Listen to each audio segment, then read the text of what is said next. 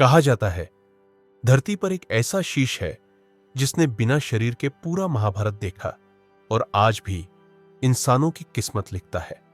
लोग उसे भगवान कहते हैं, लेकिन उसकी कहानी आज भी एक रहस्य है।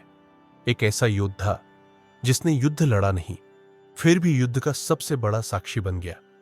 यह कहानी है एक बलिदान की, एक वरदान की और एक ऐसे देवता की जो कलयुग में राजा बना और जाना जाता है खाटू श्याम के नाम से। द्वापर युग का समय था जब धरती पर एक बालक ने जन्म लिया जो था भीम का नाती, घटोत्कच का पुत्र, और जिसका नाम रखा गया बर्बरीक।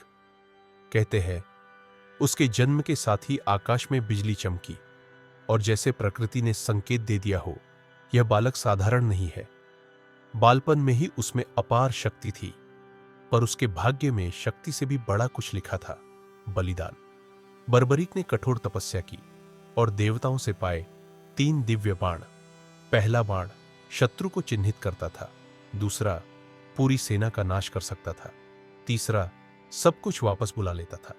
3 बाण और एक योद्धा, वह किसी भी युद्ध को पल भर में जीत सकता था, पर किसके लिए लड़ेगा, यही भविष्य का सबसे खतरनाक प्रश्न बन गया।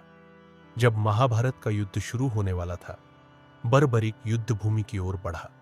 उसने शपथ ली थी, जो पक्ष हार रहा होगा मैं उसी का साथ दूंगा।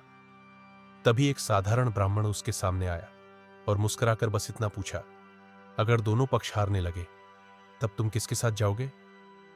बर्बरीक के पास कोई उत्तर नहीं था और उसी क्षण युद्ध का संतुलन टूट गया। उस ब्राह्मण ने दान मांगा और दान में मांगा बर्बरीक का शीश। एक पल का भी संकोच नहीं, बिना भय, बिना प्रश्न, बर्बरीक ने अपना सिर काटकर दान कर दिया। धरती कांप उठी, आकाश थम गया। तभी कृष्ण अपने असली रूप में प्रकट हुए और वरदान दिया, तुम बिना लड़े भी पूरा युद्ध देखोगे और कलयुग में मेरे नाम से पूजे जाओगे। युद्ध समाप्त हुआ, युग बदले, राजाएं मिट गए, सभ्यताएं बदल गई, लेकिन वह शीश रेत के नीचे भी जीवित रहा। सदियों बाद एक गाय रोज एक जगह दूध गिराने लगी। जमीन खोदी गई और बाहर निकला वही तेजस्वी शीश।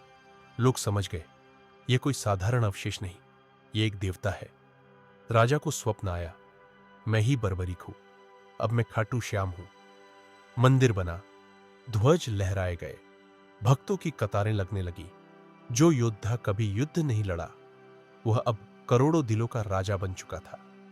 आज भी जब कोई हार जाता है, टूट जाता है, रास्ता खो देता है, तो बस एक ही नाम पुकारता है, श्याम, और कहते हैं रेगिस्तान में भी रास्ता बन जाता है।